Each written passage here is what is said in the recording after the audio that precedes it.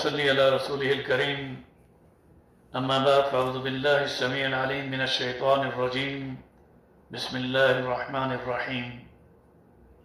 سب سے پہلے میں آپ سب برادران اور خواتین و حضرات کو السلام علیکم ورحمۃ اللہ وبرکاتہ کے ساتھ رمضان المبارک کی ان مبارک ساعت اور گھڑیوں میں یہ دعا دیتا ہوں کہ رب ذوالجلال ہم سب کو رمضان کی قدردانی عطا فرمائے اور رمضان کی اس قدردانی پر ہم سب کو لیلۃ القدر نصیب فرمائے۔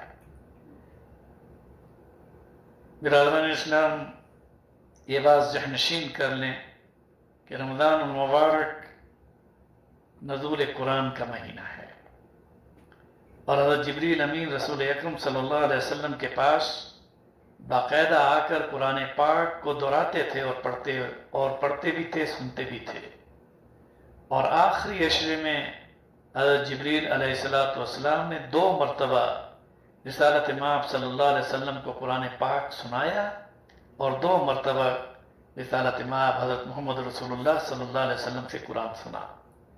میں اس موقع پر اپنے تمام مسلمانان عالم سے یہ درخواست کروں گا کہ رمضان المبارک میں قرآن پاک کی تلاوت کو بڑی اہمیت کے ساتھ آپ اپنا معمول بنائیں، اور اس میں کوئی شک نہیں کہ قرآن پاک سے افضل کون سی کتاب ہو سکتی ہے جس کا پہلا نام کلام اللہ ہے۔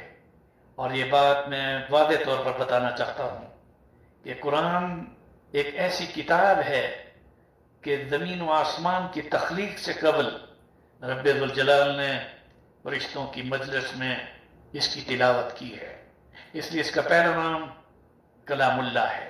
اور پھر فرشتوں کو کلمے دی گئیں اور انہوں نے اپنی کلموں سے اللہ کی اس کلام کو لکھا، تو اس کا دوسرا نام کلام اللہ کے بعد کتاب اللہ ہے۔ کتاب اللہ کو لکھنے والے ان فرشتوں کو رب ذوالجلال نے یہ مقام اور رتبہ بخشا کہ انہیں کرام بررہ کا خطاب دیا۔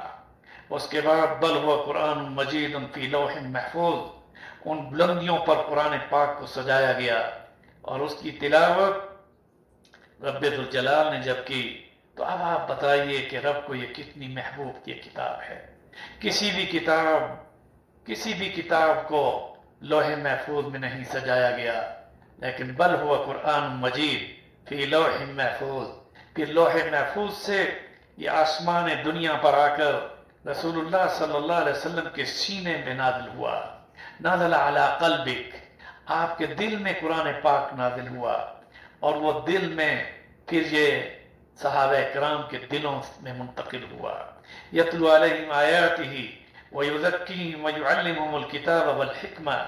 اب میں اس موضوع پر کتنا عرض کروں، اتنا میں بتا دینا چاہتا ہوں کہ کتاب اللہ کی تلاوت کرو، کیونکہ اقرأوا القرآن فإنہ یأتی یوم القیامہ شفیعا لأصحابہ۔ قرآن پڑھو، یہ قرآن اپنے پڑھنے والوں کے لیے قیامت کے دن شفاعت کرے گا۔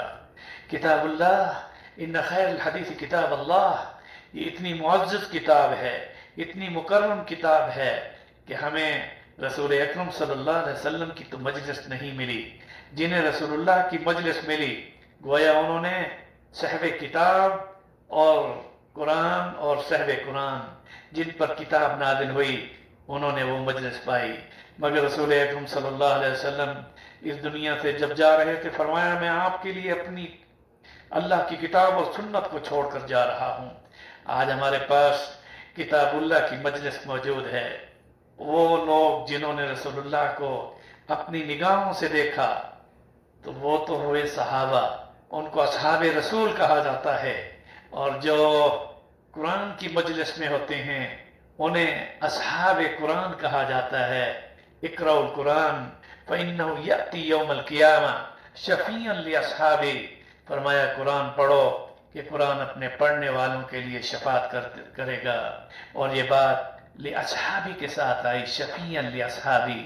اب میں کس طرح سے کتاب اللہ کے بارے میں اور زیادہ وضاحت کروں، اتنا عرض کر دوں کہ انسان جب قبر میں چلا جاتا ہے سب چھوڑ کر چلے جاتے ہیں، مگر یہ کتاب اتنی وفادار ہے، یہ قرآن اتنا وفادار ہے کہ اس قبر میں ایک حسین و جمیل انسان کی شکل میں وارد ہونے والا جب صاحب قبر میت کو وہ سلام کرتا ہے تو وہ میت اسے کہتا ہے تو کون ہے؟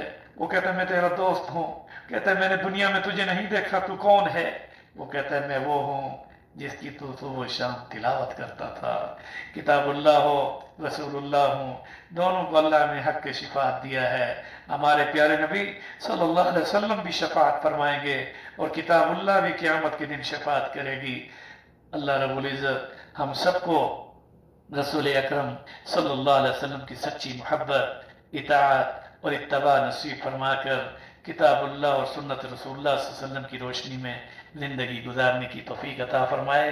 اور ہم سب کے والدین، بہنوں، بھائیوں اور بیوی بچوں کو رب ذوالجلال رسول اکرم صلی اللہ علیہ وسلم کی شفاعت کے ساتھ کتاب اللہ کی شفاعت، قرآن کی شفاعت ہم سب کو نصیب فرما کر یا اللہ تو اپنے فضل و کرم سے ہم سب کو جنت کی بہاروں میں اکٹھا فرمانا اور وہاں اپنا دیدار عطا فرمانا. سبحان ربک رب العزت عما یصفون وسلام علی المرسلین والحمد للہ رب العالمین.